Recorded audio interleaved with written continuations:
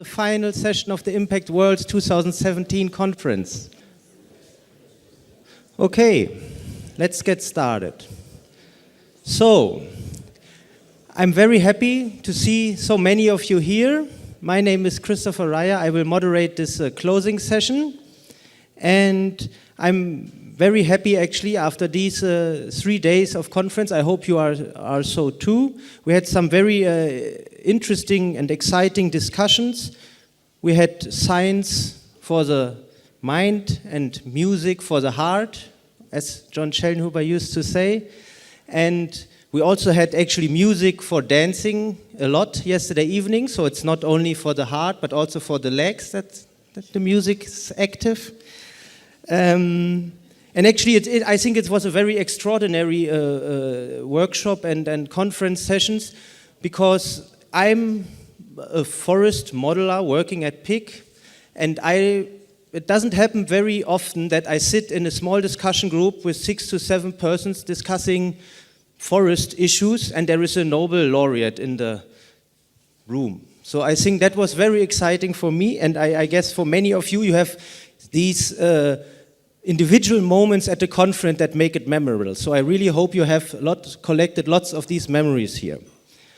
We had around 450 participants from 68 countries, so I think we cover quite a lot of the global distribution of also those regions where impacts of climate change will be felt the most. So I'm very happy about that.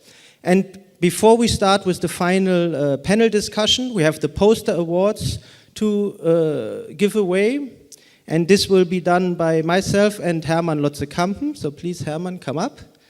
And we will put all the 4 winners on the screen. I will read the names and I ask them if they're here to come up on stage to receive your voucher from Springer Nature for a book in worth of 125 euros. So you can get a nice or several books for this. So let's have a look.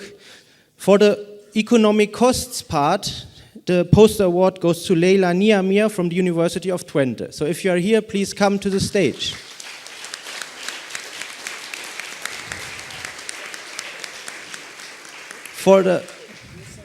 We'll send it. Yeah. For the health section, the prize goes to Yunya Takakura from the National Institute for Environmental Studies in Japan. Yes, please come up.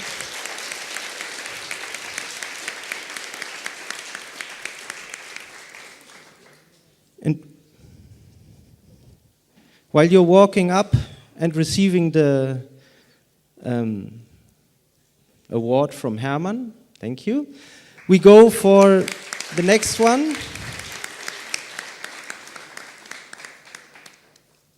which is David Lendholm from PIC for the migration section. Please also come on stage. You can stay, yeah.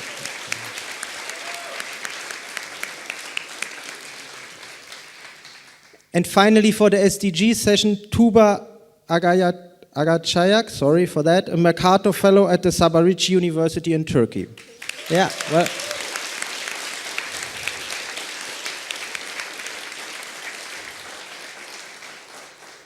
Yeah, so as you know, quite often the best science is on the posters, and these posters have truly shown this. So, yeah, get ready for the picture. Thank you. And thank you. Great.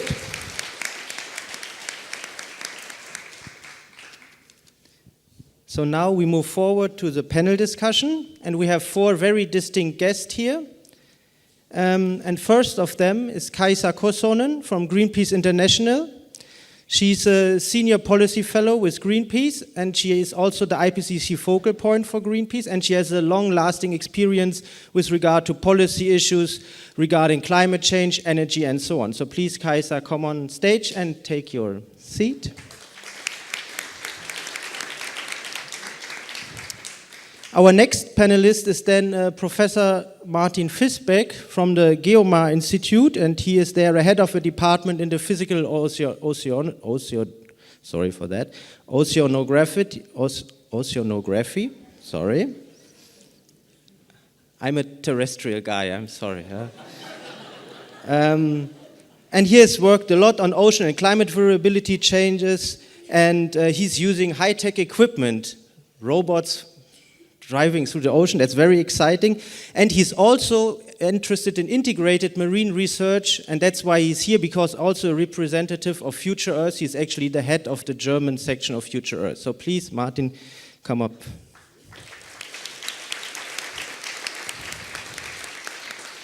Our next panelist is then Guido Schmidt-Traub, and he's the Executive Director of the United Nations Sustainable Development Solutions Network, and he is also associated to Future Earth, and he has been involved with the MDG process and at UNEP, so he has a long sort of career in the United Nations and in the sort of development of the Millennium Goals and the Sustainable Development Goals. So please come on stage.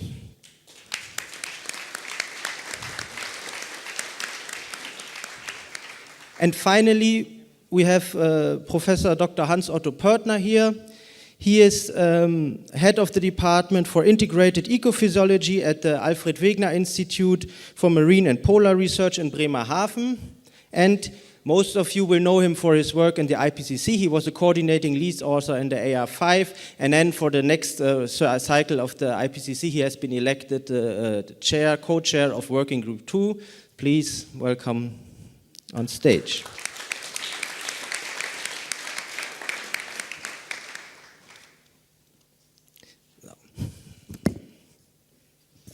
I will now also take a seat, and I'm happy that you are all here. It's an honor, and it's great actually that we will now reflect on the conference. We will reflect on impact science in general. We will, of course, find solutions, and we will discuss how we can communicate our science better. So there is a huge task for you. I have to raise the expectations. But first of all, I would also like to hear what your expectations are and sort of what is your opening statement that you would give to the audience. And we'll start with you, Kaisa, please. Thank you, and thank you very much for the invitation to this very exciting conference. It's an honor to be here, and I also want to congratulate PIC for the 25th anniversary. Now, I came here expecting that I would get a good overview update on the climate impact science, the knowns, the unknowns, and the unknown unknowns in an integrated cross-sectoral manner as was promised. I got that, and I got much more. I think it was much more solutions-oriented and action-oriented than I expected, which is very inspiring. I know now much more about what's behind counting the true costs of climate change, what's in the economic models and what's excluded, and the latter part, I think, is something that needs to be discussed much more. I also attended a very interesting session where different modelers from different communities were doing their dirty laundry on what's not included in the different sort of sub-models in the forest sector, in the agriculture sector, and so forth. So that's going to be very helpful for me from the NGO side. But in terms of the counting the true cost of climate change, I do still tend to sort of sympathize with MIT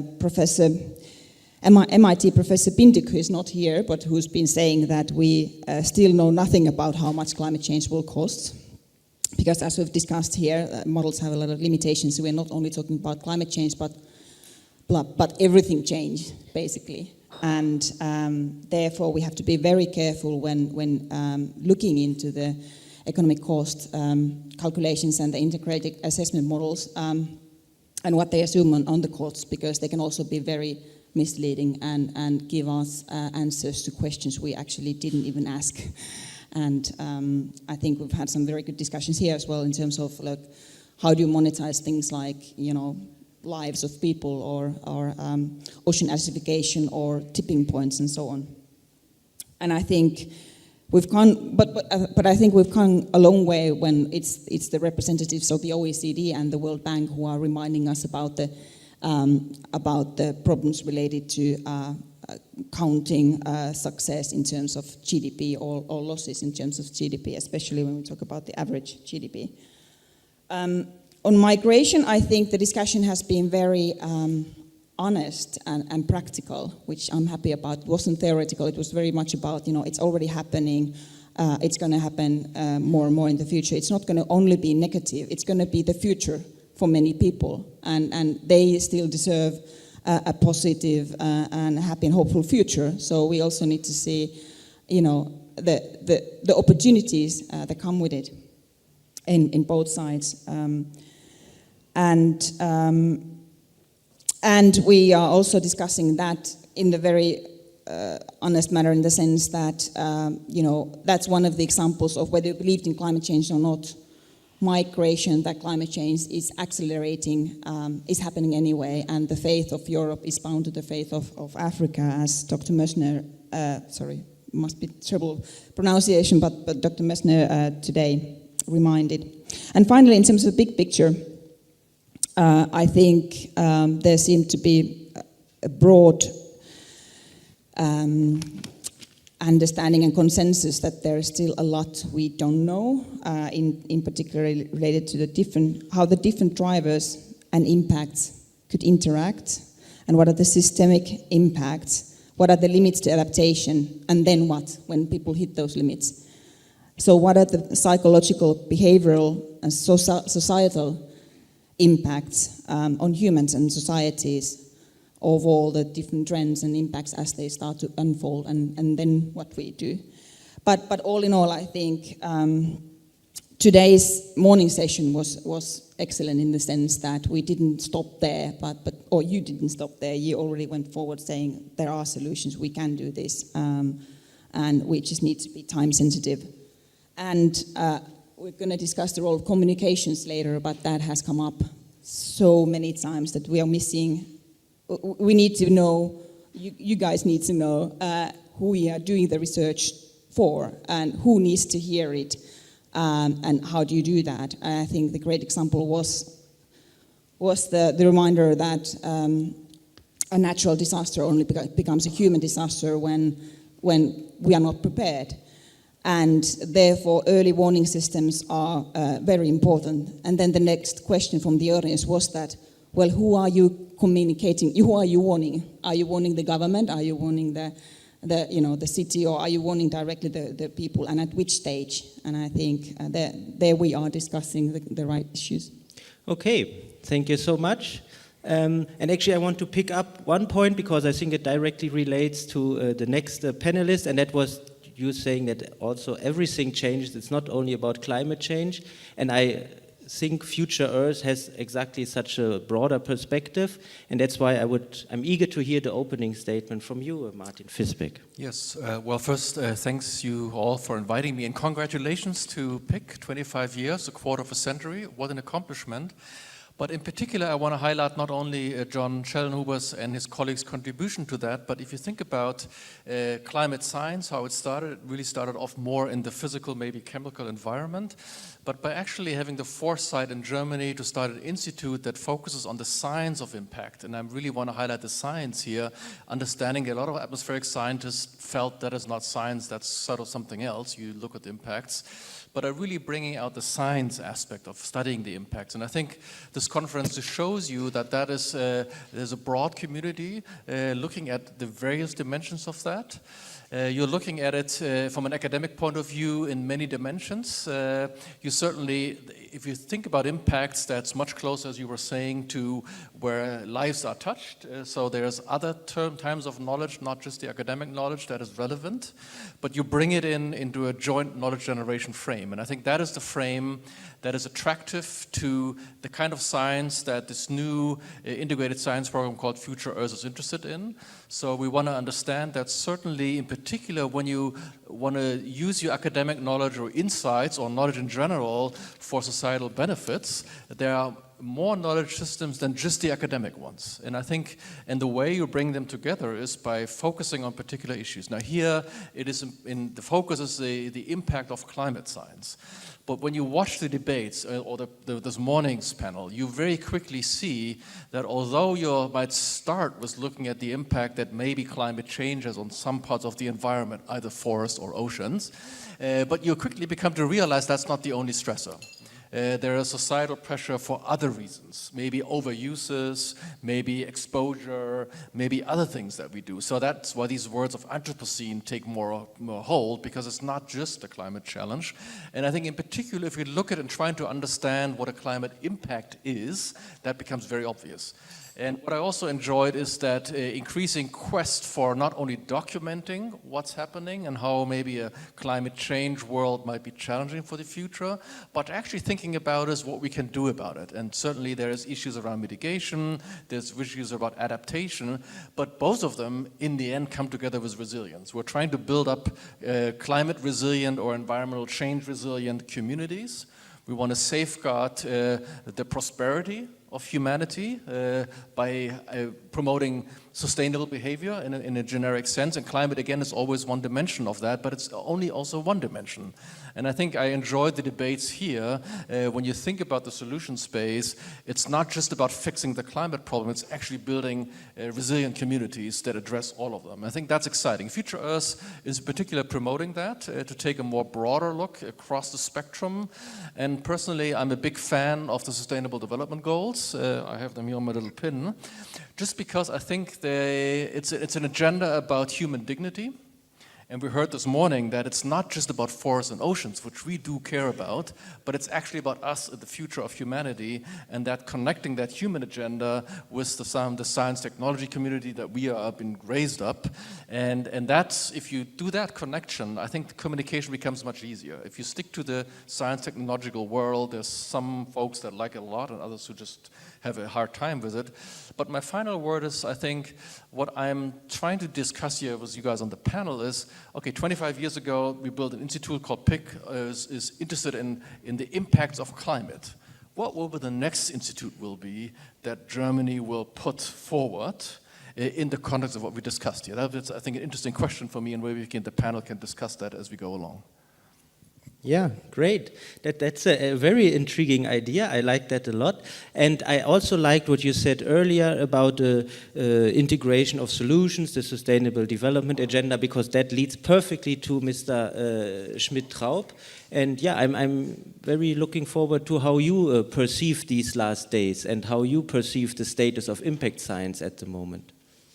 Well, it's been really fascinating. So congratulations and huge thanks to PIC, but not just PIC, all the scientists who've contributed to this. It's really great to see how the fields are moving more and more towards grappling with the hard practical issues of what do we do next. And I think science has traditionally focused on understanding, describing systems. We've then started to understand how systems might evolve under business as usual. And now we're focusing increasingly on, well, how do we actually get them to the desired endpoint where we need to be? 2 degrees Celsius, 1.5, all those. And that's of course where the toughest challenges are. I find it very encouraging that so many of you are speaking about the Sustainable Development Goals because they are a useful tool.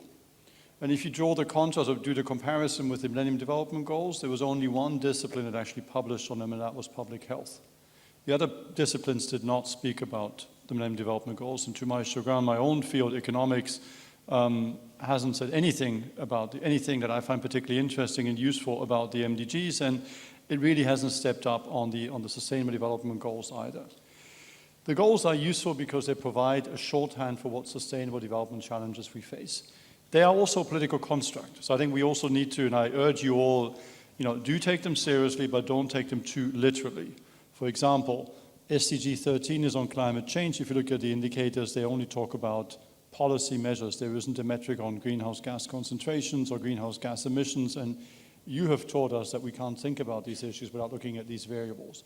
The reason is purely political because one process, the SDGs, came before the other, the Paris Agreement, and they haven't been able to reconcile the two. So I would really, so do take them, not with a pinch of salt, but do adopt an analytical approach to them. I think as an agenda, they really chart out the right questions. I was very happy to see the number of speakers standing up here on the podium grappling with the question of how these goals can be achieved, because that's what we need a lot more of.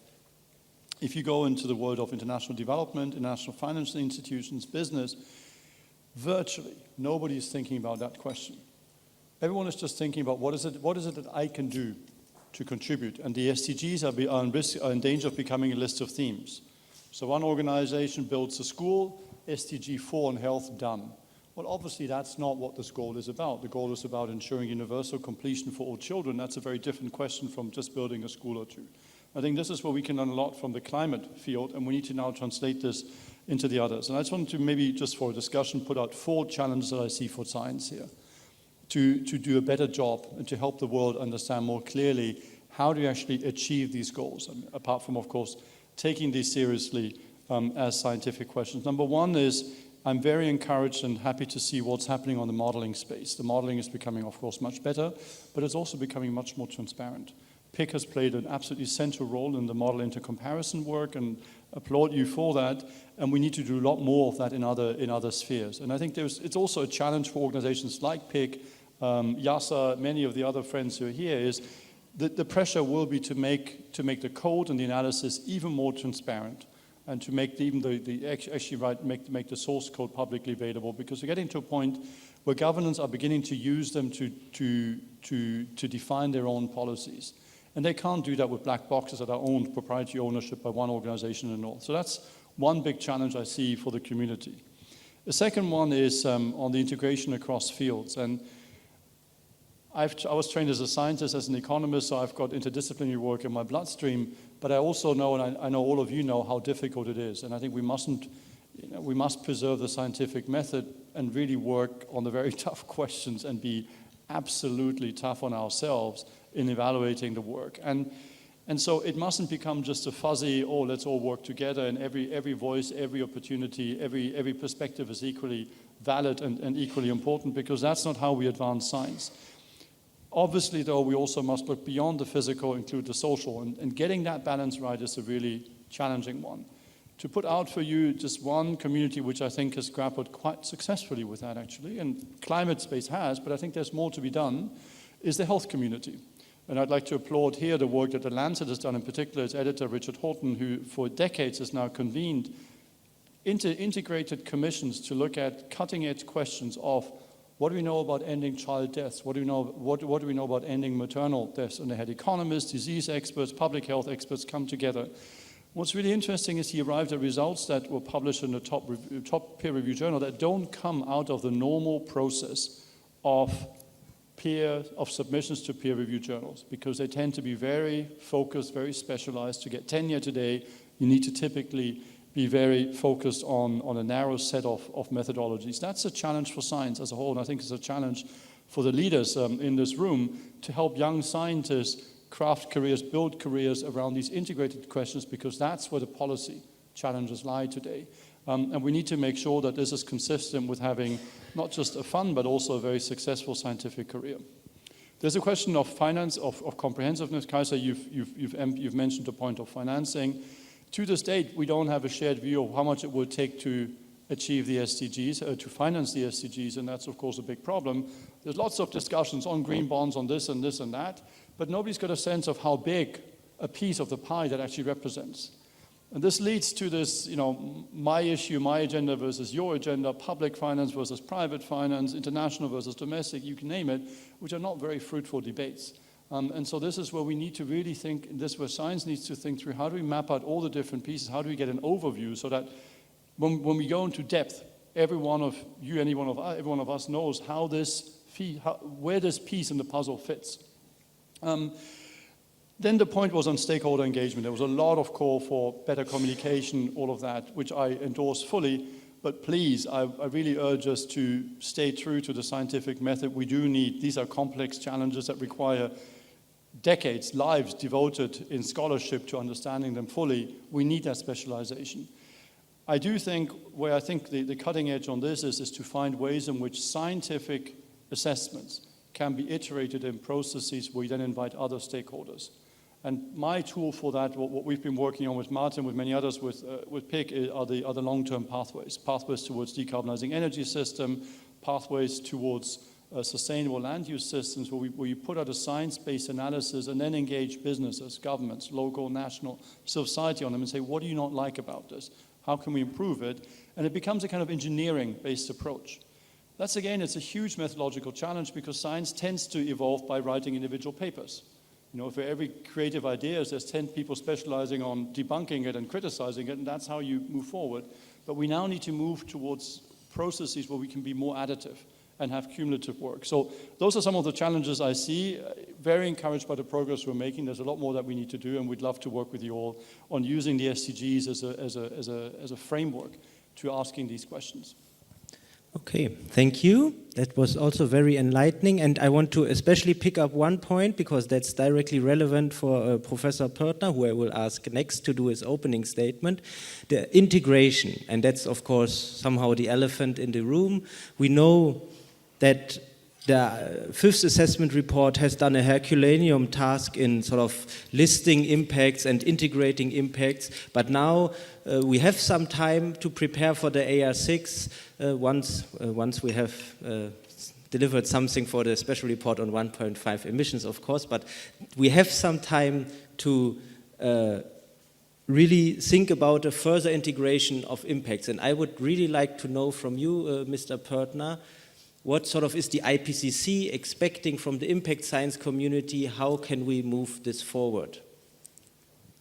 Okay, that's a challenging question. Thank you very much. First of all, I would like to thank the PIC and the organizers for the opportunity to be here. And just to emphasize, as a co-chair of Working Group 2 of the IPCC, I think everybody working under the conference title Impacts World 2017 would naturally be a member of that working group in the IPCC.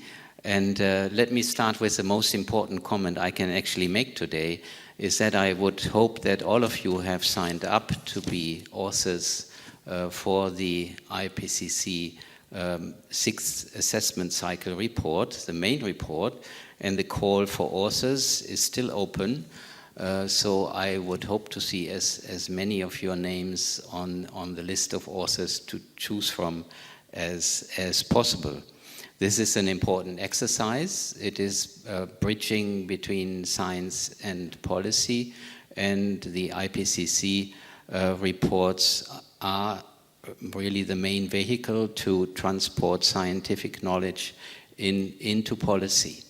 And this is simply illustrated by the fact that these IPCC reports have summaries for policymakers, and these summaries for policymakers are building on the individual chapters of the report. I mean, the whole report of a working group can easily go beyond 1,000 pages, but then the summary for policymakers condenses this knowledge down to 20, 30, 40 pages of key messages that a policymaker should know when talking about climate change. And a very important process here is that in this negotiation process, the government delegations and the scientists come together and discuss the text word by word, line by line, and build an agreement on this text. So there is, in the end, joint ownership. The IPCC reports in that way become an important instrument to bring the scientific world and the policy world together, formulate joint insights into the issue of climate change, and also formulate joint options or discuss options jointly about what to do about climate change. In the context of our working group, this concerns mostly the aspect of adaptation, but it increasingly means a collaboration between working groups 2 and 3 because there needs to be an integration of the adaptation mitigation aspects as a response to climate change. So there is a diversity of views as present in the literature that needs to be covered. Certainly there needs to be a consensus building effort, and if you are selected, the sentence will usually be about 3 to 4 years of work for the IPCC. My sentence is longer, so it's easy to survive it, I can tell you, and I hope this will encourage you to the richness of information, especially dealt with at this meeting here, will encourage you to become interested being involved in this exercise. So integrating information from the various sectors is an important challenge. And for all of us who have already been through one of the assessment cycles, you can certainly say that we have all opened our blinders to the maximum extent possible, and this to consider every possible aspect of information that is relevant for a specific issue. This starts with the chapter work, where you all of a sudden start discussing issues with people who may be somewhat close to your expertise, but who you have never talked to before, because it's still a distant field. And I was responsible for one of the ocean chapters last time around, and I had to deal with people who would not naturally be my communication partners. So the process of opening blinders starts there, and it becomes even more fruitful when you then go into the summary for policymakers, learn about all the other chapters, and finally even in the synthesis report, where the messages of all the three working group reports come together. So integration is an element of the IPCC. Okay, thank you. You mentioned the summary for policymakers, and of course, the policymakers are key stakeholders of the IPCC and of impact science in general. And I wanted to ask you, Kaisa, if you could elaborate a bit more on, like, who else should maybe impact science address? Who else should we engage with? I mean, you're representing in the NGO sector somehow, but really, who is out there that sort of needs to be communicated with, and especially those groups that are maybe not so close to climate science in general? I would really like to hear your opinion about that. Well, first of all, I think I've been excited to hear so many presenters here in this conference already reflecting the fact that, like, or raising the question of who are we communicating to? Is it always the policymakers who need to get the information, or is it actually the affected people who need it much, more and much more urgently, and maybe they are the ones who need it both to build their own resilience, but also then to build the political power from bottom up and the ask for change. So it's good to hear that some researchers are already seeing their role there and responsibility, and I believe that the NGOs will be very keen and are already engaging Greenpeace, but also others on different levels, helping to identify who are the right audiences at which stage and how to reach them. I was also happy to, and I've been happy to hear how Mr. Schellnhuber, for example, and Mr. Rockström have been engaging a lot with the business community and trying to help them understand, or even the Pope, and through him reach new audiences with the kind of messages that they need. And that's what we are trying to do as well as NGOs, and that's hopefully something where we could cooperate even more in trying to understand together, like, who are the ones who actually have the decision-making power in different societies, and who need which information at which days, in which format, and the civil society can help, do that analysis, and perhaps also then do the kind of messaging that scientists cannot do because they need to be loyal to the uncertainties and so on. Okay, thank you. And I think, you have a direct comment, because Future Earth has a strong focus on transdisciplinarity, and I was hoping that you would jump in here. Thank you. Yes, I was actually, I very much like what you say, and Hans-Otto, I think, accurately described the great success of the IPCC process as such. In particular, the summary for policymakers was a joint document. I hate that word, but it sounds like that's the thing I can read, right? But it's the one that you don't want to read. But it's an important part of it because it's a co-produced answer of both the policy and the science sphere. However, though, I'm quite looking forward to the sixth assessment report, and I do wonder whether the summary for policymakers will speak about, if you go on a certain mitigation route or an adaptation pathway, how that helps to reducing hunger in the world, how that helps to protect biodiversity on land and the ocean, what effect that has to promoting access to health and human health in general. Because to me, at least the previous reports and the summary for policymakers as such were pretty ignorant around these dimensions. They really talked exactly down the road of what is needed for climate.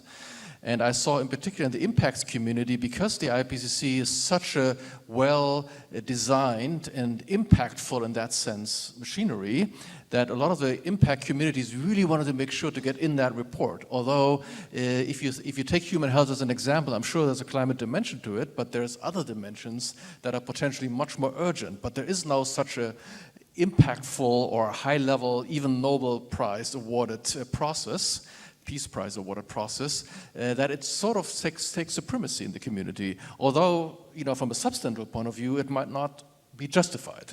So I do wonder how we're going to manage that in the next cycle, when what we heard about this morning, it is about the future of life on our planet, where climate is one dimension. Do we still stick to these sectorial advices, or are we ready to reform IPCC a bit, or in the summary of your policymakers take up that more connectiveness of actions and look at the coherence or the interlinkages between the goals, where climate is one of the goals?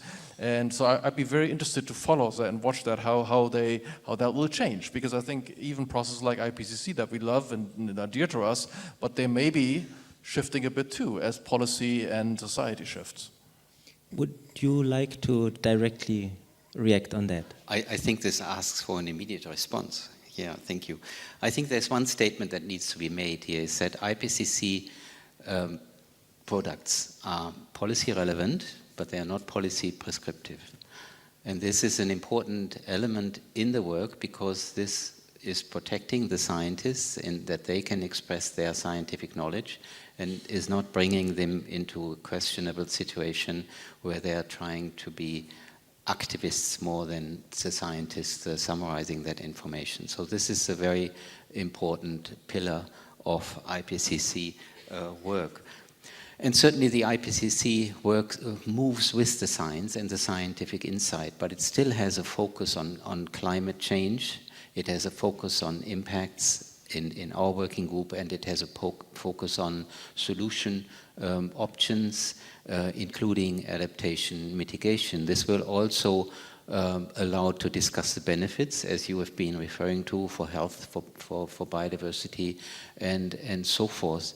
But I think at the moment we are in a, and that's my personal view maybe, but we are in a situation where we still need to emphasize the dimension of impacts and bring that information forward to policy, but not only to policy, but the communication of IPCC goes beyond that. It brings that information increasingly also to the citizens, and not only to the academic world, and this is a communication challenge that we face. IPCC has been criticized on that in the past, and there is a strong effort to improve and to make the products also understandable more than before. So in that respect, yes, we are moving along with the science, and we talk about any scientific information relevant for society, but we cannot do this. We have to address the diversity of options. We cannot do that in a way that we are policy prescriptive. You, Kaisa, had a direct comment, and then I see you, Guido, maybe as well. But let's hear you first. Yeah, I would just remind us all that we don't even need to wait for the sixth assessment report. I think the media will be very interested in the 1.5 report.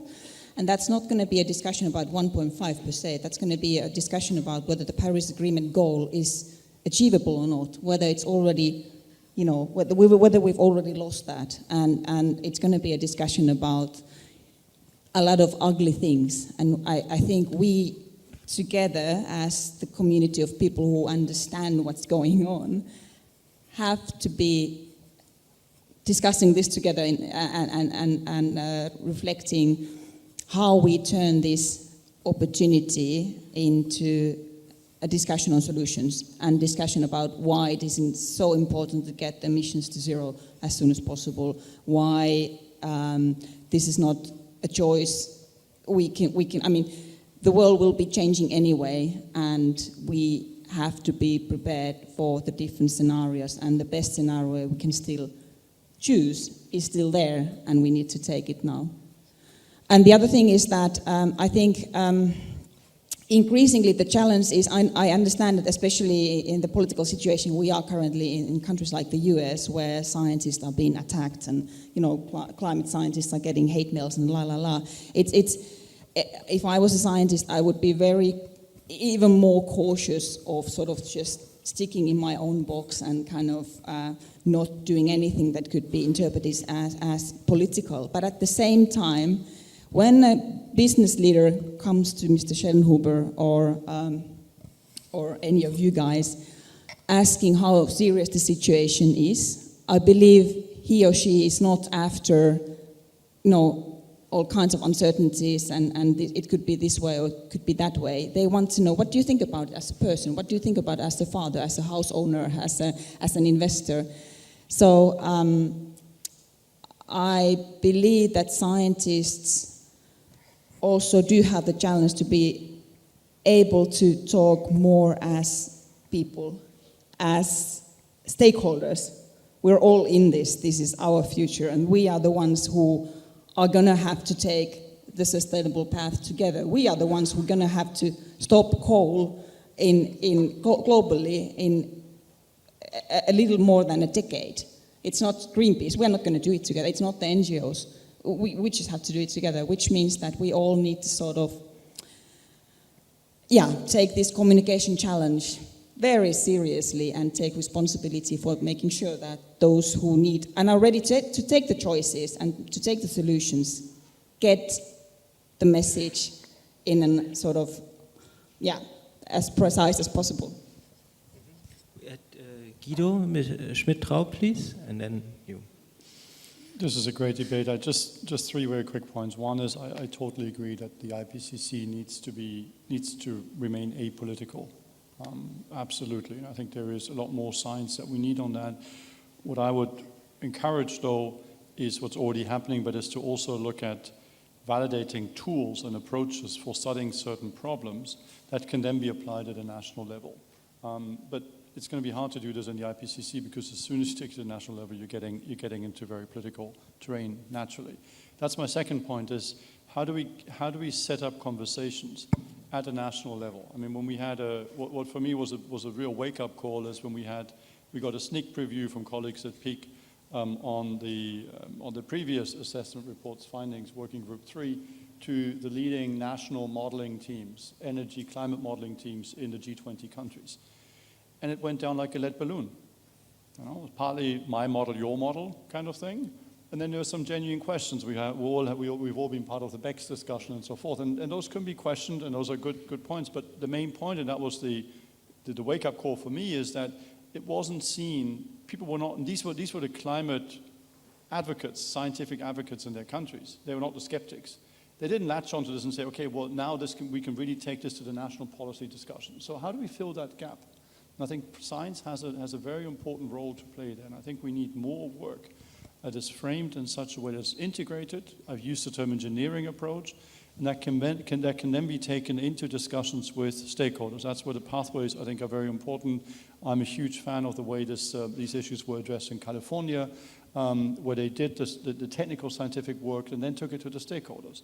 The utilities, the financial sector, and others, and out came something that wasn't a pure scientific product, obviously, but one that actually had buy-in. And so it's at that intersection where some really interesting things are happening. And let me make a final point, and this is the really important issue of implementation research. There's still many, many domains that are quite well studied. We have fantastic studies in nature and science. But then when you actually go to the scientists and ask them, so what do we do? What do we need to do? Imagine you've got 30 seconds, 1 minute with a policymaker in the elevator. What do you ask him to do? And I all too often get the answer, well, my issues are really important. And by the way, the situation is really, really bad. And my issues are really important and they're not getting adequate attention. So, okay, I get that. What do we do? Actually, and this is, again, just to draw this parallel because it's quite instructive because public health actually has achieved a bend. It's the only area that I can point to where a deliberate political effort at a global level has led to a kink in a curve. There's a kink in the child mortality curve after the adoption of the MDGs. Not because economic growth all of a sudden picked up or not because there were some wonder drugs, because there was a deliberate effort to tackle this problem. And we can learn a lot from that because when this all started in 2000, it was a bit like many scientific discussions in the natural sphere. We knew that there were certain drugs that we need certain bed nets, but we had no idea how to put these pieces together. Nobody knew what a national budget might look like. Nobody knew how to convince prostitutes in the slums of Kibera to use condoms. Now we're really in the nuts and bolts of social science. And that implementation research gradually came, and I think this is something that is vastly, vastly underrepresented today, and that we need to build up. We need to have much, much better answers to some of these questions, and that might involve bringing in different disciplines, like the business schools, for example, that actually do this stuff. Should be doing this, but they're not focusing on this right now. Okay, thank you. That's a very nice sort of pathway to open up the public discussion, but before that we have a statement from you and then a direct reaction from Mr. Pörtner. So I think we're discussing here now a little bit the contract between science and society. On the one hand, Hans-Otto basically said science needs to be impartial. It's based on facts. We put out the facts in an integrated way, in an understandable way maybe, or in to the point way, and we leave the decisions up to the policy system. Now, you basically said, Kaisa, very correctly, but we're also citizens after all, right, at the end of the day. And if you go on television or some public state, they probably look for you for both. Your professional opinion, which is maybe impartial, but they also want to know how you as a human or a citizen react against certain issues. So that's already, in the IPCC sense, a conflict of interest where you're starting to bridge that. Now, Guido basically said, if you ever want to bring about change without engineering, it's not going to happen, right? So clearly, if you say, for somebody else to do, that's wonderful. But now the academic science has a societal contract, which is probably one of reflection, one about innovation and options. And I think these three things are important, and we should, at the first place, maybe stick a bit true to that. We're innovators, we're discovering new things. I think impact research has really discovered new science, new aspects. So it wasn't about just solving a problem, but if you look into it, you discover new dimensions. So that's the discovery aspect of it. Most academic institutions say, wow, why is that? So it's an understanding element of that. Again, and then you try to communicate that in the IPCC sense, your best understanding in an impartial way.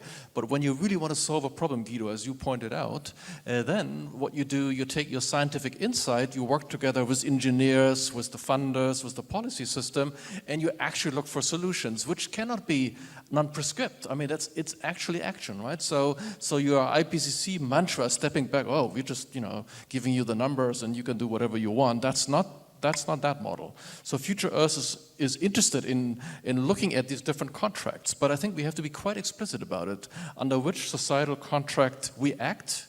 And I think the societal contract of PIC has been slightly different to a more fundamental climate institute, who basically said, we're just going to build the best climate model and understand the physics and chemistry of the climate system. It's a different societal contract. And I think now we're discussing about the transformation to a more sustainable world, hopefully, or the other transformation, is yet a different contract where we might have to build different institutions which cannot step back to saying, we're not policy prescriptive, we're just giving you the numbers. I understand why IPCC is doing it, but it's a different contract.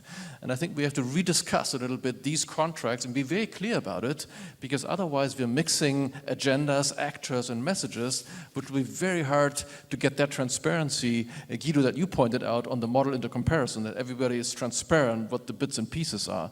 And I think so this is why I'm asking that question, what is the new type of institution that Germany will be building or advancing that is trying to actually solve the problem, like Guido was saying it in a particular context. And it's a different contract. It might require a different partnership of science and funders.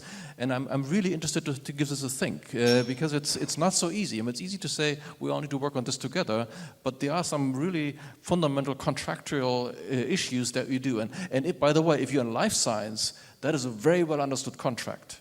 right? If you want to cure a disease, if you're working on cancer, it's a very understood contract that you can't say, oh, we're not touching humans, we're just treating mice. That's not how you get the cure, right? So the life scientists get deeply into what an IPCC scientist would never do. So it's a different contract, and I'm really advocating to debate that and to make it very explicit and maybe even demand that our institutions need to reform and adapt to that challenge. Okay, I'm pretty sure you have replies to that. Yeah, thank you. So I think this is touching on some core issues of where the core problem currently is, and it's a problem of inertia in implementing what we know about climate change and what we should do about climate change. So overcoming that inertia, I think, is the main challenge in the near future. How do we get policymakers to move forward and really enable citizens to have a sustainable and build a sustainable future for themselves, for their family, and for society? I mean, we could, as scientists, say, okay, we did a great job in the last assessment cycle. The impacts section of the IPCC report has been the backbone of the Paris Agreement. The Paris Agreement said we don't want any impacts that are caused by any climate change stronger than 1.5, and this is already a choice that has been made, but obviously this is an insufficient situation because there has been a move against the climate agreements, and there is a strong swing in the political world towards a more so-called conservative view, which essentially is conservative just because it wants to maintain our what we would consider traditional mode of life, and because it will not be conservative in terms of that it changes the world as we know it to a large extent. So coming back to the point that overcoming inertia is the core aspect of the current situation, and this is a science question.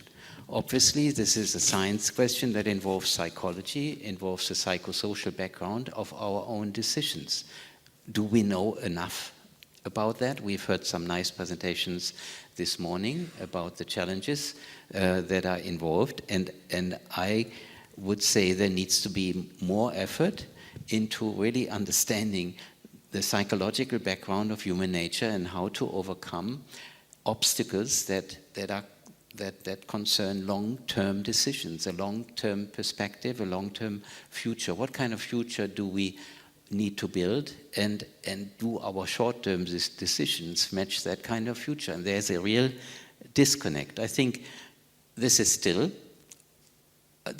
recognizing this problem is still on the scientific side. It may already stimulate some thinking in that direction, but we are intending in the next IPCC assessment report to improve on that aspect and try to help finding solution pathways that would consider this problem.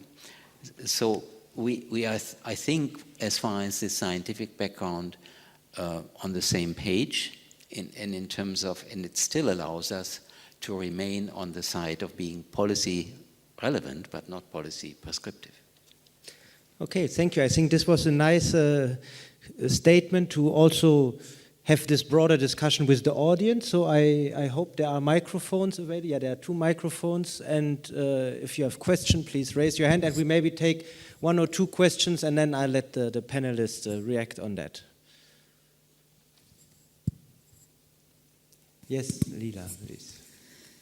Hans-Otto, you said that within the IPCC you're thinking about how to better communicate the information within the report, and I know that when thinking about a communication strategy, the first thing you think about is with whom are you trying to communicate, and as the IPCC communicates with everyone, like the whole world. So I'm wondering, what kind of innovations do you have in mind, and who are your stakeholders? Is that a direct question related to that? Okay, then I leave you time to prepare your questions, and you get a chance to reply directly. Yeah, thank you. Yeah, certainly the IPCC is in the forefront of interest by society and policymakers, and still we have been exposed to criticism that our products are less understandable than the papers by Albert Einstein, to just make it very clear. And part of this problem is due to the fact that the formulations in the summary for policymakers are negotiated with the government. So I would claim, but I'm maybe a little biased, that scientists come in with relatively clear formulations of what should be said, and then some governments not agreeing with that are working on those formulations with some success, because the final product needs to be agreed and a consensus product. So this is an issue. And now, how can we move and improve that situation? And this is very close to what we are actually doing in the IPCC. We now have a communication expert in the Secretariat who was recruited towards the end of the last cycle already. We will have communication experts in each of the TSUs who will be helping the authors not only to do the outreach at the end, but also improve their writing in the product, so the writing of the executive summary, so that it becomes palatable and understandable for a normal person.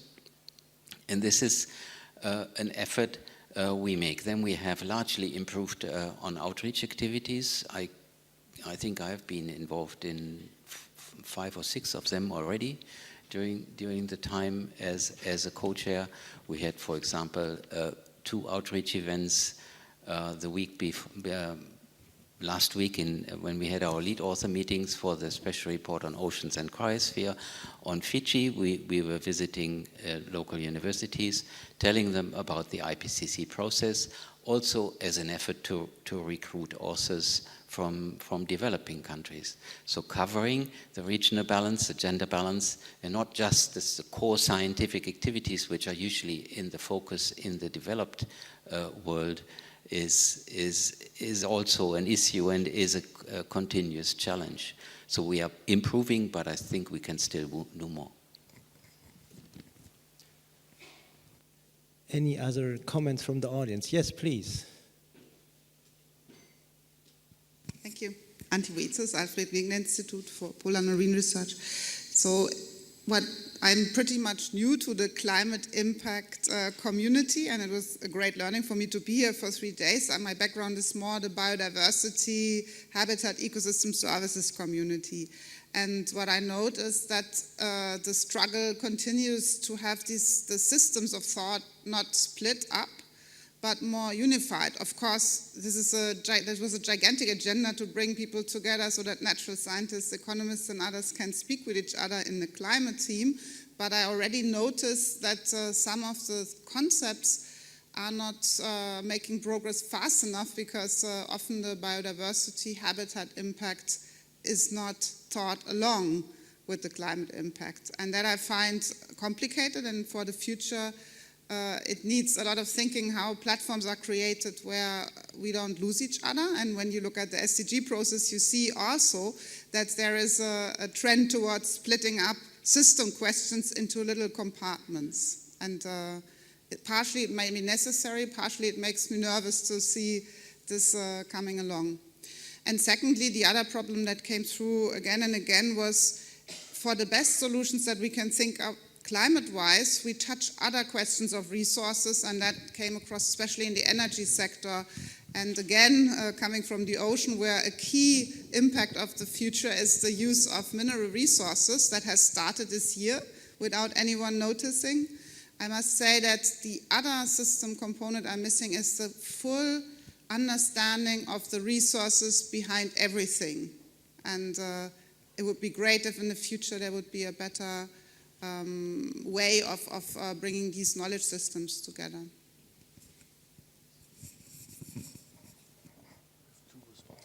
Then let's go for the responses, yes? So I think, Antje, a very good point. And if you just look at, as an example, I don't quite know where the forest assessment sits. It's my colleague here, but I do know that there's a world ocean assessment that probably nobody in this room knows about. which is kind of interesting because the IPCC is a specialized report reporting to the UNFCCC, which then reports to the General Assembly of the United Nations. So it's actually a very technical report that, I mean, okay, you guys know it, but if you try that out in your university, a lot of people know the IPCC report. The ocean assessment, the World Ocean Assessment, reports directly to the General Assembly. So it's 2 levels up, but nobody ever takes note of that. It's not well resourced. It's not well as credible in the process as the IPCC process, and I think it speaks to the point that Antje is raising, that there are other sections, and the biodiversity ones, the International Biodiversity Platform also puts out reports which get noted or not, and I know Cynthia is working on cities, and again, the cities reports are well received by major corporations, but they don't have the same clout as the IPCC report has. If you then want to go from an impact assessment to actually action or solutions, I would say megacities hold a big key in doing something about ocean, biodiversity loss, and climate. So somehow, that's what I was asking, you know, your recommendations that come from the 1.5 report or so on probably want to inform mayors.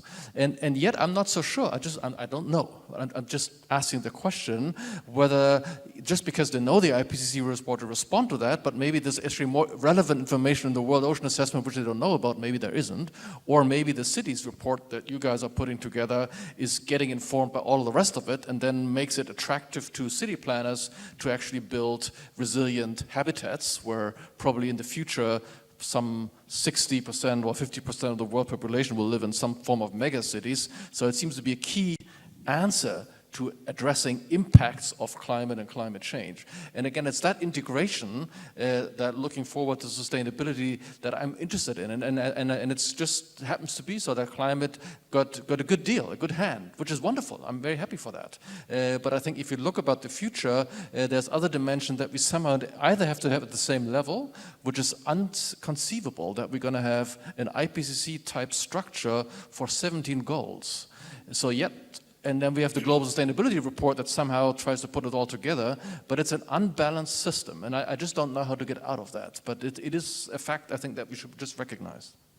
Okay, now I have to moderate, actually. Before you were all very docile, let's say, in a sense, very nice with me, but now I have several requests, so maybe we just follow the line like this, yeah. This is going back a little bit to the questions of inertia and how to be policy relevant. And you know, now that we have the Paris Agreement, should we assume that that is now agreed by all? I think that, I mean, even formally, the US is still in. I think that we should take it as a fact that Paris Agreement and the SDGs are now jointly agreed and adopted, and it's not political to try and, you know, implement them.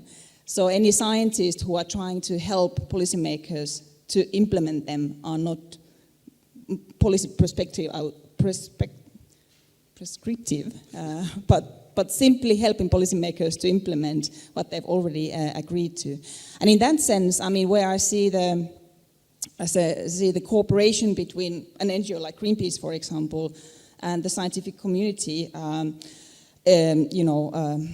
unfolding could be in things like, you know, this year during the COP actually, we are meeting the Norwegian government in court because the Norwegian government is allowing new oil drilling licenses in the Arctic, which is clearly a violation of the Paris Agreement. So this is us testing the international law in national law.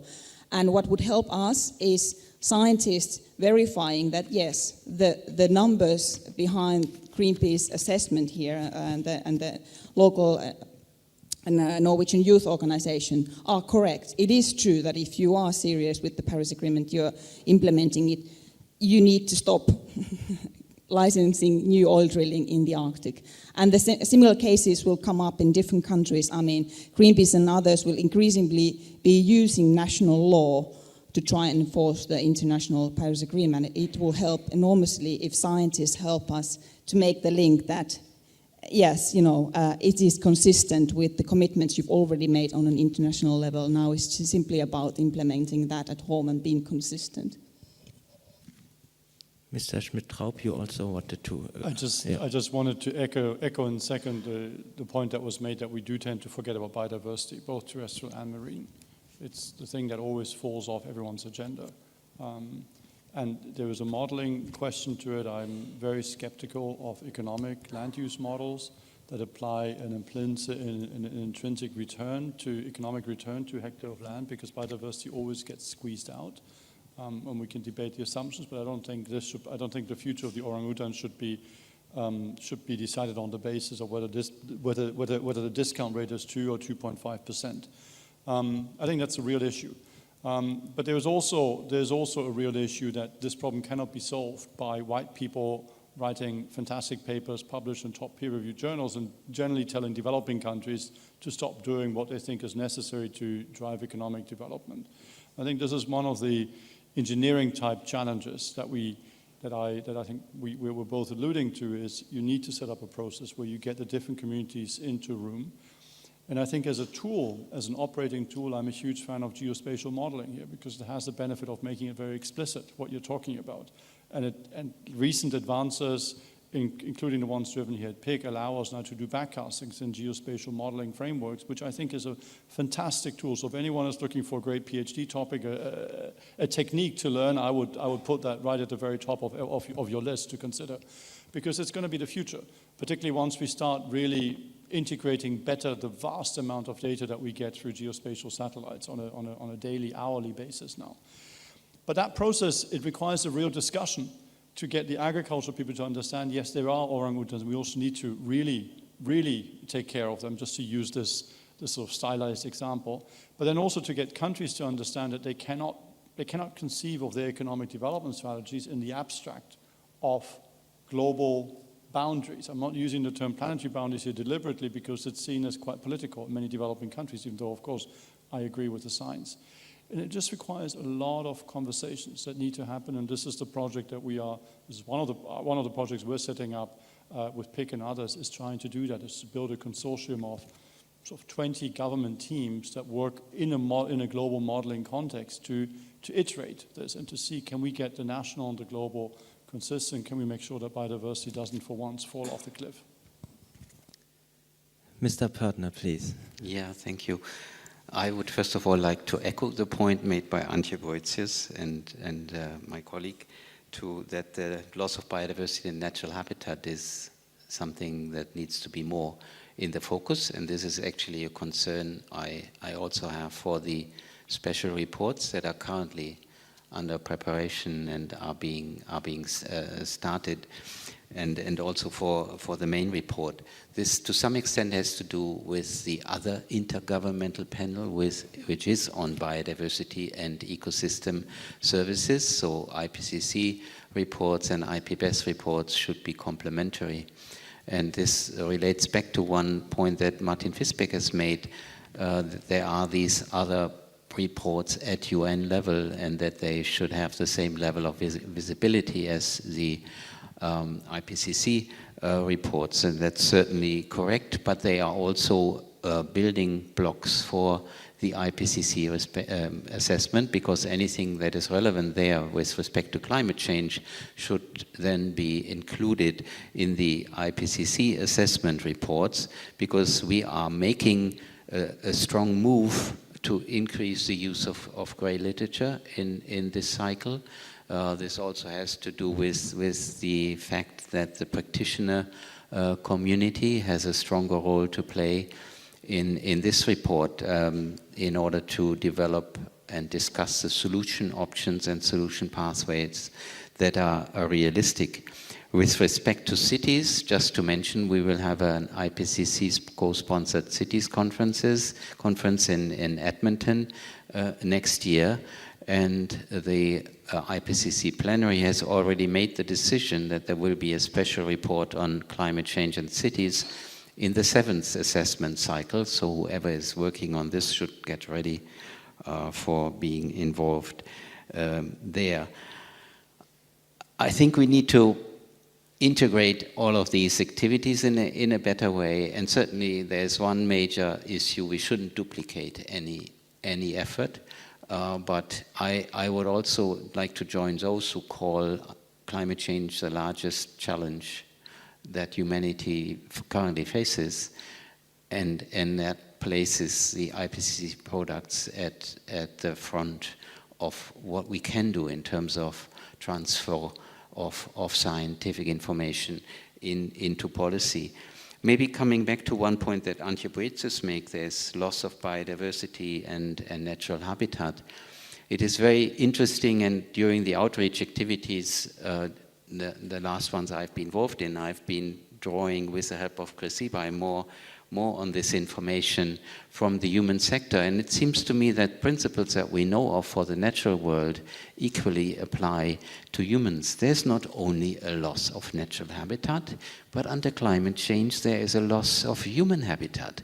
So this is a very important element, and that is coming very, very close to us, where we tend to live in a disconnect from the natural world. We should really face the problem that some parts of the planet may become uninhabitable if we let climate change go unabated. Okay, thank you so much. Time is flying actually, and I have been noting down, I don't know how many pages here. I'm very happy about this discussion, and now I would just like to ask you for a very brief closing statement so that we can then formally close this panel and then afterwards also the session.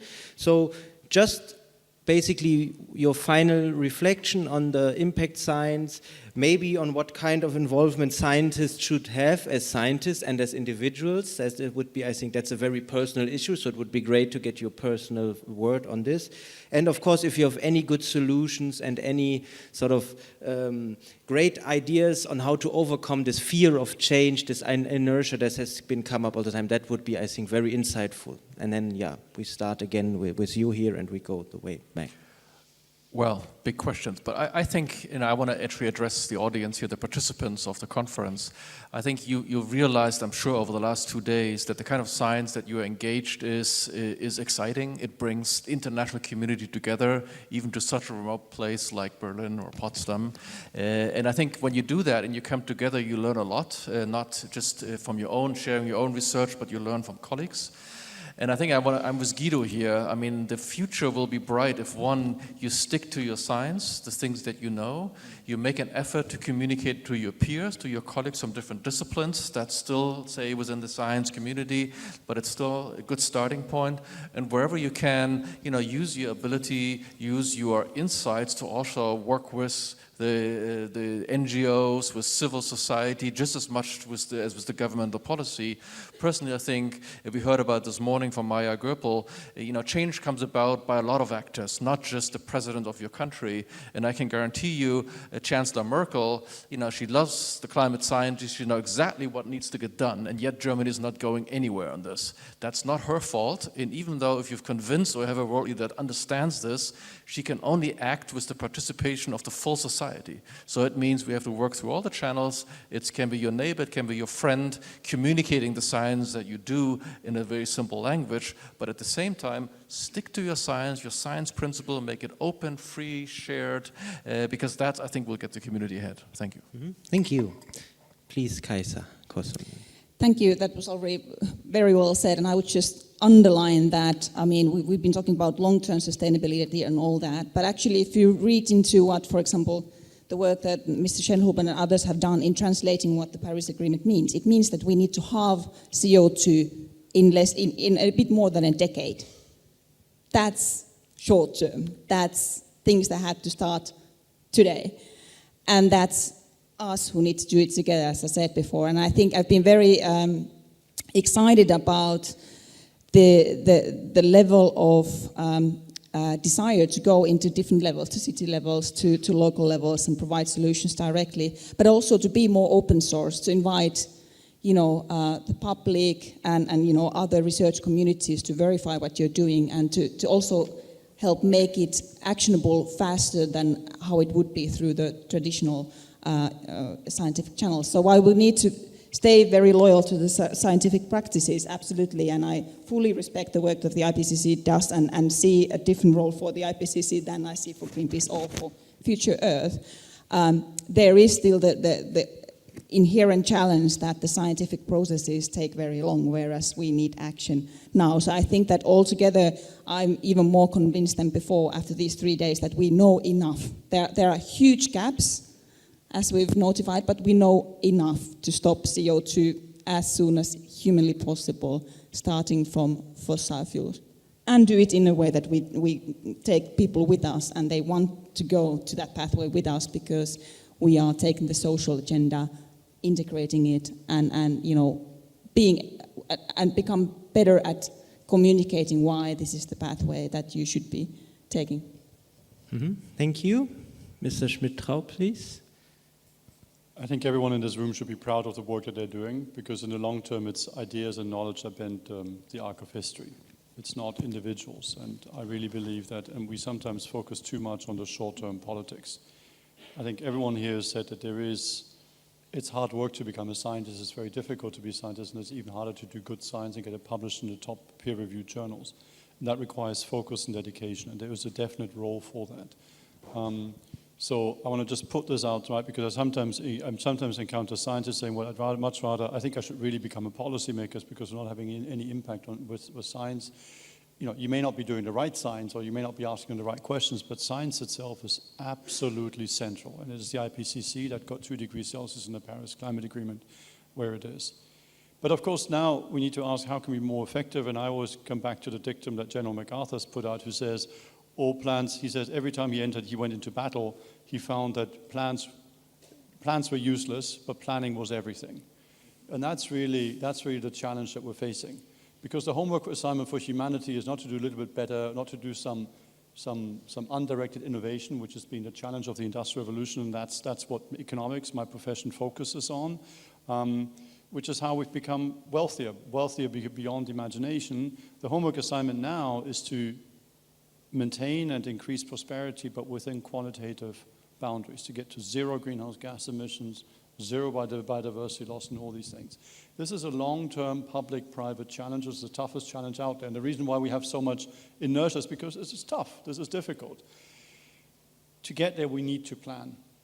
And I think it's really useful for science and for scientists to think, what is this you can do in terms of developing tools and developing analysis to support that planning process? It requires input and contribution from people who are not scientists. And at the end of the day, you may not recognize the plans fully as the science that you've initially put forward, but it has to start from a scientific assessment, because it's not the International Chamber of Commerce that's going to tell us how to get greenhouse gas emissions down to 0. You have to bring them on board. And I think it's really at that intersection where there's really fascinating work to be done. But please do say what you are, which is brilliant scientists. Thank you. Yes, please. Yeah, thank you. Well, let me just start with the statement that impact science is still very important, and the importance of impact science hasn't stopped with the Paris Agreement. It is still very important to increase the motivation of policymakers and society to take action, of all of us in our daily lives and of all members of society in their daily lives. It should stimulate policymakers to provide possibilities to become sustainable in our daily lives and in all of society. So this should stimulate us to bring science forward, fill the gaps of knowledge that we see, and last not least, as a co-chair of IPCC Working Group 2, I would like to repeat my request for you to get nominated for the next assessment report. The window of opportunity is open. Go to ipcc.ch and you see how this will work. Be in touch with the focal point of your country and submit the forms, and then we go from there. This is an intellectually rewarding exercise, as you may have felt from this discussion as well. And all of this will make us ready for the big transformation that is ahead of us. Thank you. Okay, thank you. I think we are right on time, so I would like you to thank all the panelists. Very grateful for your contribution.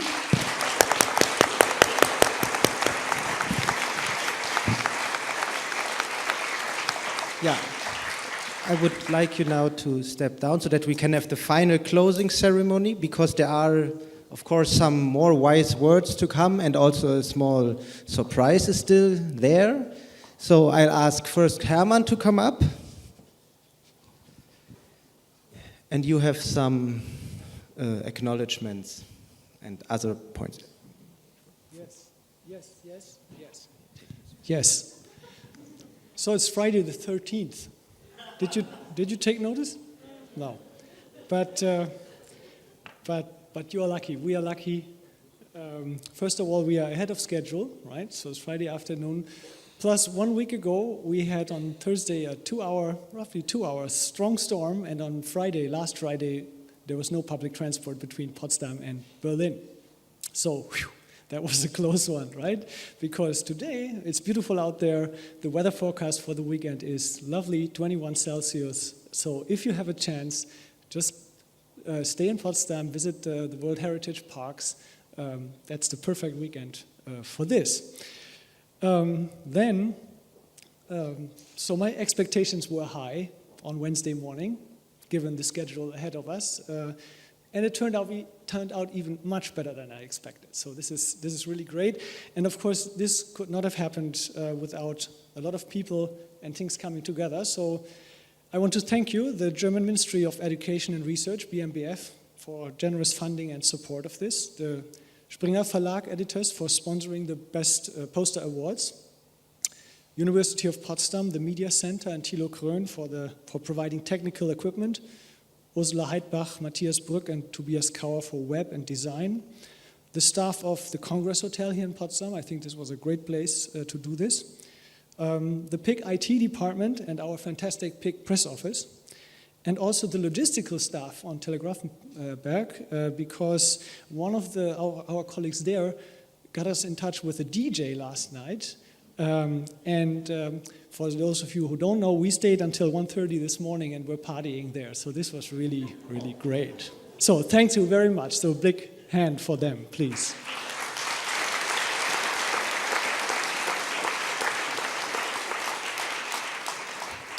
And then more on the content side, a great thanks to this wonderful Orchestra of Change yesterday night. That was, of course, very, very beautiful. Thanks to our International Steering Committee, all the scientific teams responsible for curating workshops and plenaries, all the session chairs, the workshop hosts and rapporteurs. And on this, we will keep the website, the conference website, as a resource. So we'll make sure that the reports get onto the website. So we noticed with all the fantastic parallel sessions, there were so many sessions you missed and you would have liked to go. So we'll try to keep the information there and maintain it. Of course, all the plenary speakers, anniversary speakers, the workshop presenters and poster presenters. So please, another big hand for all those participants.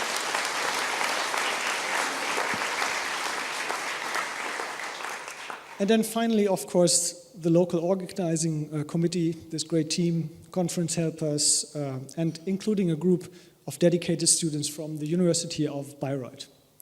So, please.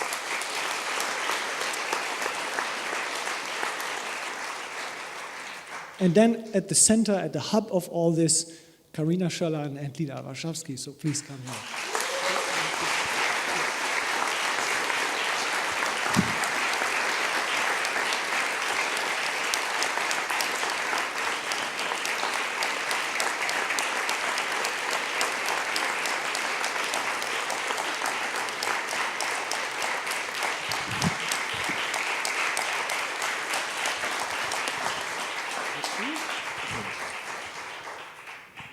Thank you all, and now we have a final closing statement by our PIC director Hans-Joachim Schellnhuber, as well as a small surprise, and he will tell you all about it, I hope. So I do it like this, so this doesn't work. Anyway, there are still some people here.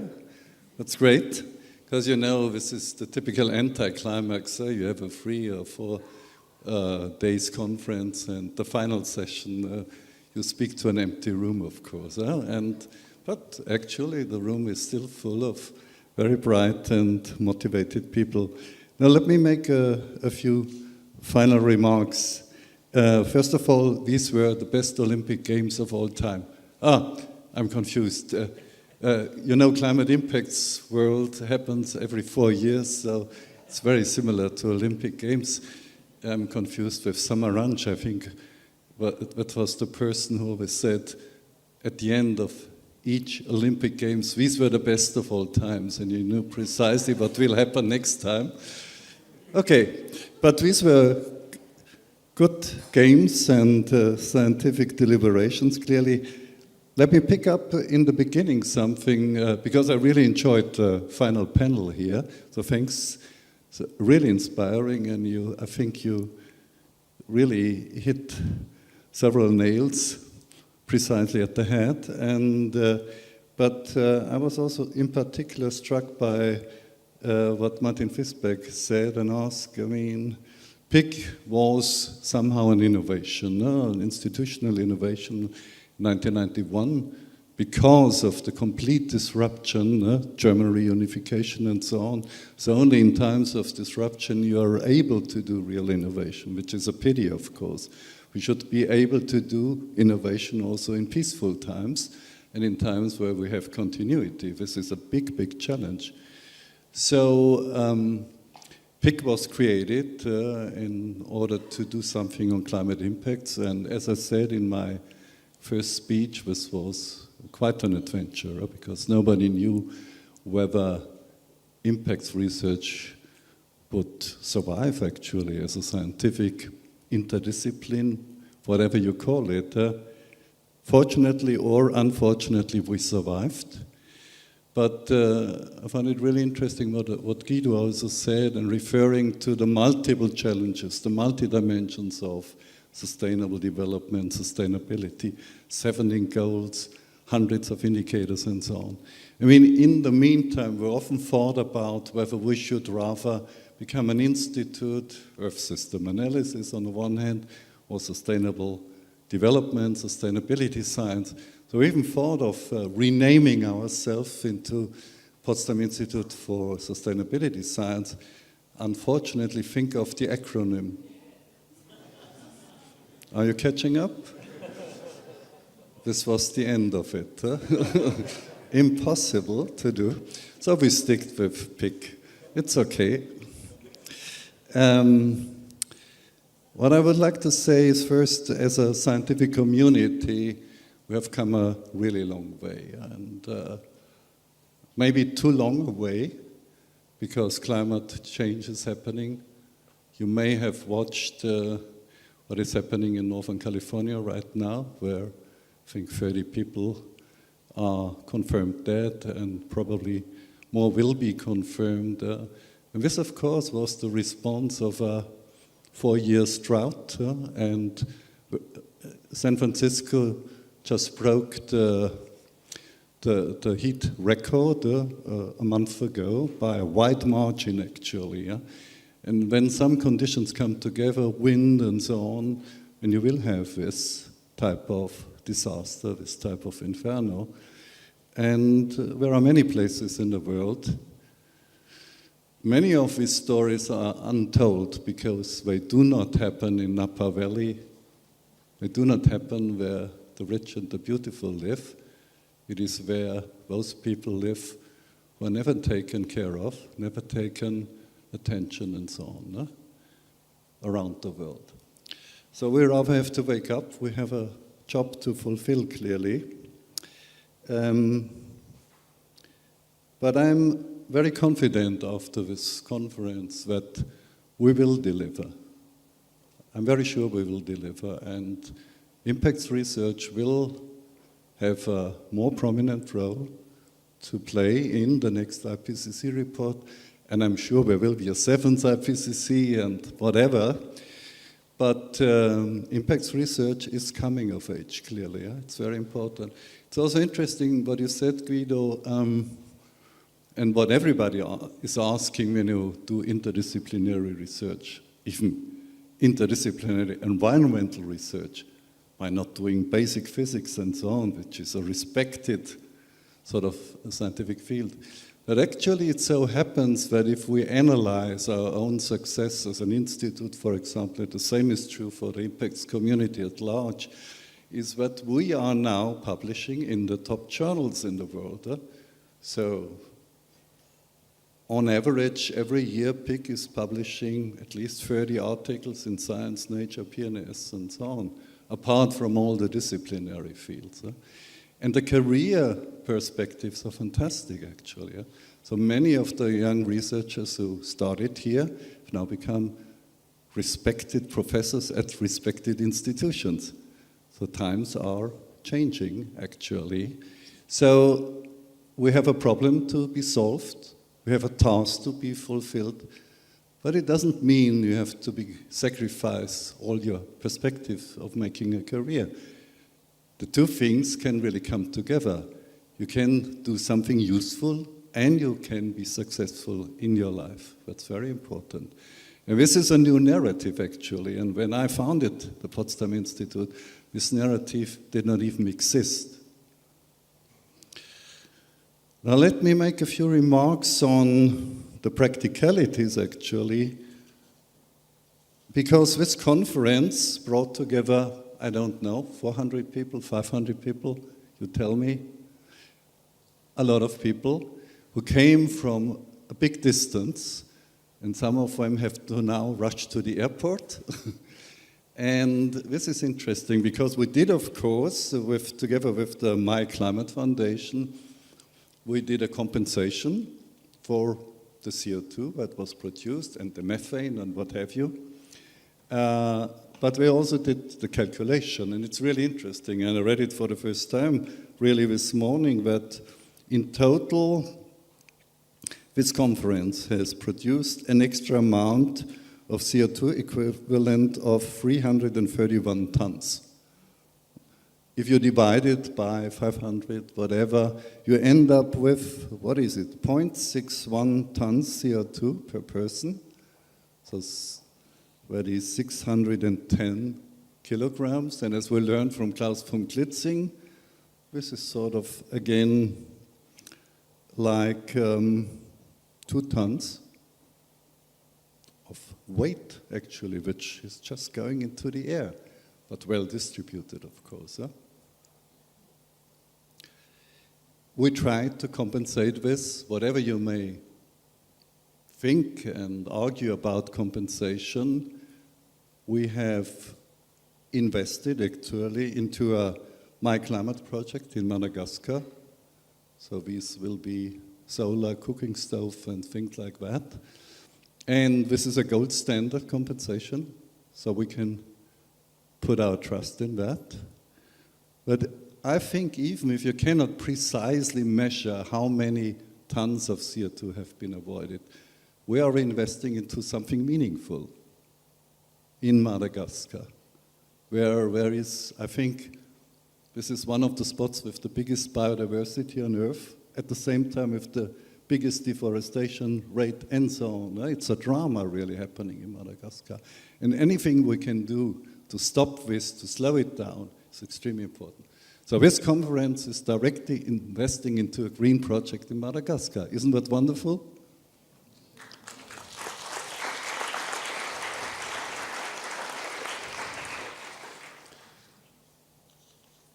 So, what I tried to find out actually is, because if you end the conference and of course you say thank you for being here, thank you again, thank you for organizing it, thank you for taking the lead in structuring the program and so on, but also tried to get some punchlines from the big sessions we had. And the first one was on the state of the art of climate impact research. So I will just refer to what I was told now about it. And very interesting on state of the art of climate impact research, the climate population crunch, so to speak. So impacts happen in many places. Do they happen in those places where we have the densest population, where people will move to, and so on? So it's the co-dynamics of demography and climate change that has to be understood. That is very, very difficult, actually, because there are places where climate impacts just fall into nothing, more or less. And there are places where 10 centimeters of sea level rise can expel millions of people. And to solving, addressing, and so on this climate population crunch is extremely important, will be one of the hotspots of impact research in the future. Now, I got a very interesting punchline on what counting the economic costs of climate change. And the answer was, new paths to counting the economic costs of climate change are opening up, bringing us closer to the meaningful assessment of climate impacts throughout society. Now, of course, I wonder what these new paths are, actually. So this is just a very generic statement, but I trust that it was an exciting session. On migration, I think I got a more punchy and a more succinct summary, namely it's about migration, human migration. And I pick up simply the sentence which was provided by the chair: adequate financing is needed in order to ensure migration and dignity. I think that's an extremely important notion. No? It's not just that our fellow Homo sapiens will be given the means to survive. We have to preserve their dignity. And in particular, those who have tackled and violated and threatened the dignity of people. So, finding a way to make people move away from highly vulnerable places goes without saying, but you have to allow them to do this as dignified human beings. And you know, some of you may have watched my introductory lecture where I argued about the Nansen passport, which is a fantastic idea. And it's amazing that it was not picked up again in the climate debate. Oh, some people may have done that. But this would mean, if you would supply those people who cannot stay where they are right now because of climate change, even if we hold the 2 degrees line, if these people would be empowered to move on this planet and to pick their own place and their own job on this planet because they are entitled so through the Nansen passport.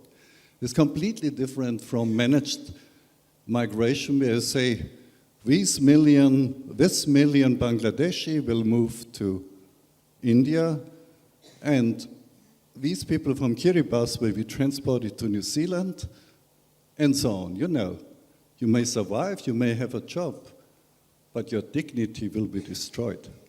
So we have to think in a much more innovative way about new institutional setups. And I hope this can even be discussed by the IPCC, but I know you can only discuss it if there's literature on that, if people think about it. So please think about it. So we had on the SDGs, clearly this conclusion that a new mindset is necessary, or a new mind setting necessary, away from the classic GDP perspective. Okay, we will have to think about what we call the great transformation, and we have to juxtapose and actually oppose to each other the question of sustainability versus fear and protectionism. And of course, you have many politicians these days who rather go for the fear and are fishing for votes, and they are extremely successful by doing that. And I think you can only oppose successfully those people, those often fascists, if you have a positive narrative to tell. a positive narrative of well-being beyond protectionism, beyond xenophobia, beyond trampling down on those who are even worse off than you are. So a positive narrative has to come up. Now on the climate and health, was an interesting insight, and this is more technical again, but relevant for Mr. Pörtner, for example. So the climate community and the impacts community have worked for a long time on, in particular, the direct effects of climate change. So lots of papers get published right now on heat stress, for example, wet bulb temperature, we heard about that. This has made quite an impression because you can demonstrate if we go along the RCP 8.5 pathway, some parts of the Middle East will become uninhabitable actually. Yeah? You cannot survive in the wide open. You have to switch on the air condition, as we learned yesterday. That's very easy to survive a heat wave. Just switch on the air condition. In Phoenix, Arizona, for example. Can you switch it on all over India, all over Saudi Arabia, all over Northern Africa? I don't think so. So we do understand how climate change will impact livelihoods and actually even physiological survival in many places of the earth. We know much less about the indirect effects of climate change. Waterborne diseases, how they are affected, and so on. In the end, also the ability of children to grow up, to develop a full brain, to survive under lots of economic competitive pressures and so on. This is a huge, huge field that still has to be explored. But I think this conference has really made a lot of progress on all these issues. Now, finally, and this is what I was asked actually to do in this context is, I mean, you recall, I guess, the music yesterday. Probably the disco music as well for those of you who have survived into midnight. But the music by the Staatskapelle Berlin, and you know this was a world first. It was composed specifically for this conference. Now I talked to Patricia Espinosa about that, and we tried to have this concert also at the COP23 actually as a big public event. It would be wonderful. Huh? Now, 2 years ago I was approached by a famous German composer who is now aged 95. So he's a young and very passionate fighter for climate justice. And he's going still very, very strong. Yeah? And he came up with the idea that we should have something like the climate bells. And we should be first rung here in Potsdam, and then we should spread all over the world, actually. Yeah? So all churches on earth, and they may be Catholic churches, or it may be a Buddhistic temple or whatever, which have a carillon, I think that's the way you pronounce Carillon in English, so a set of bells. Is it Carillon? I think so. Every church which has this, or every temple, should play this climate melody, which was composed by Klaus Wüsthof. And actually, yesterday I was told it was for the first time rung in Potsdam, and today in Tiergarten and so on in Berlin. And we hope it will spread all over the world. And this may be a stupid idea. You may laugh about it. But you know, the power of symbols is so big, actually. Yeah? And as I said, when I was for the first time invited by Staatskapelle Berlin, which is one of the leading orchestra in the world, for a climate concert, when I was asked, yeah, is this meaningful? And I said, we climate scientists, and we do our best to be good scientists, yeah, We climate scientists try to reach the brain of the people, the intellect and so on. Although, you know, I was on this public TV talk show, and now I doubt whether I can ever reach the brain of other people. But I'll try it again. But what you can reach with music is the heart of people, and only if the heart and the brain go together we can save the world. It is like that. When I had the privilege to present the encyclical Laudato Si of Pope Francis to the world, I was interviewed by CNN, and I also said this day is very special because faith and reason came together. They do not mutually exclude each other. You can be faithful to your principles, and you can still use your scientific brain. This is the only way to save the world. So, this Climate Bells melody has been composed, and if technology allows, it will be rung now. So let the bells start.